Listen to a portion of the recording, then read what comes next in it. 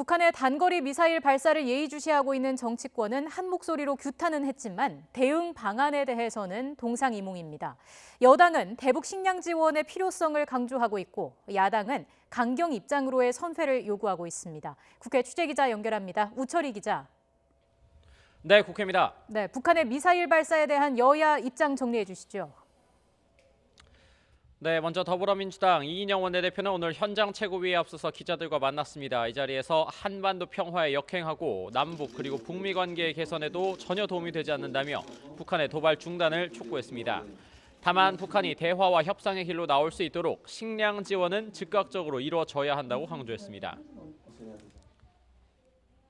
인도적 지원에 대해서는 흔쾌히 임하겠다 이런 그 입장들을 기존의 보수 정권들도 표방을 했었기 때문에 지금의 미사일 문제와는 좀 별개로 북에 대한 식량 지원 문제는 전향적으로.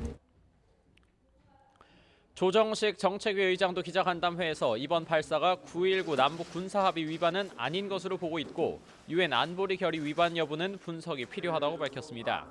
반면 자유한국당 나경원 원내대표는 김정은 위원장이 본색을 드러냈다면서 정부가 전통적인 관계 복원, 그러니까 한미동맹 강화를 통한 대북 강경 입장으로의 선회를 사실상 요구했습니다.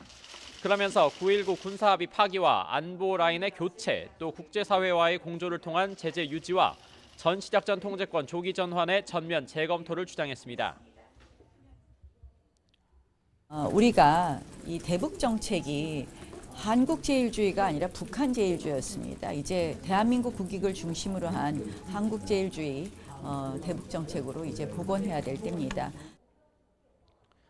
대구 경북에서 민생투쟁 대장정을 이어가는 황교안 대표도 대북 식량 지원에 대해 엄중한 제재가 필요한 상황에 오판할 수 있는 일을 해서는 안 된다고 반대 입장을 분명히 했습니다. 하지만 바른미래당 손학규 대표는 북한이 즉각 도발을 중단하고 대화와 외교로 문제를 해결하는 성숙한 모습을 보여야 한다면서도 인도적인 식량 지원은 필요하다는 입장을 피력했습니다. 이런 가운데 군은 북한의 미사일 발사 관련 내용을, 또 김현철 통일부 장관은 식량 지원 등 대북 현안을 국회에 각각 보고했습니다. 잠시 뒤에는 국정원이 관련 내용을 국회에 보고할 예정입니다. 네, 그리고 어제 있었던 문재인 대통령의 취임 2주년 대담에 대한 여야 반응은 어떻습니까? 네, 정반대로 엇갈리는 분위기입니다. 민주당은 지도부의 특별한 언급은 없이 국정 전반을 꿰뚫는 리더십과 아쉬운 점을 솔직하게 이해를 구하는 진정성이 돋보인 대담이라는 대변인 논평이 있었습니다. 그러면서 아침부터 당정청 회의와 현장 최고위를 통해 민생 현안 챙기기에 주력하면서 추가 경정 예산안 처리 등을 위한 한국당의 국회 복귀를 압박하고 있습니다. 이인영 원내대표는 민생의 어려움을 푸는 것이 국회의 소명이라는 점을 깨닫고 야당이 국회로 돌아와야 한다고 요구했습니다. 하지만 야당은 특히 문재인 대통령의 현실 인식을 문제 삼았습니다. 한국당 황교안 대표, 문재인 대통령의 여야정 협의체 제안에 대해서 대북 식량 지원 논의만 한다면 무슨 의미가 있냐고 사실상 거부하면서 누구에게 어떤 보고를 듣고 경제 상황을 낙관하는지 답답하기 짝이 없다고 비판했습니다.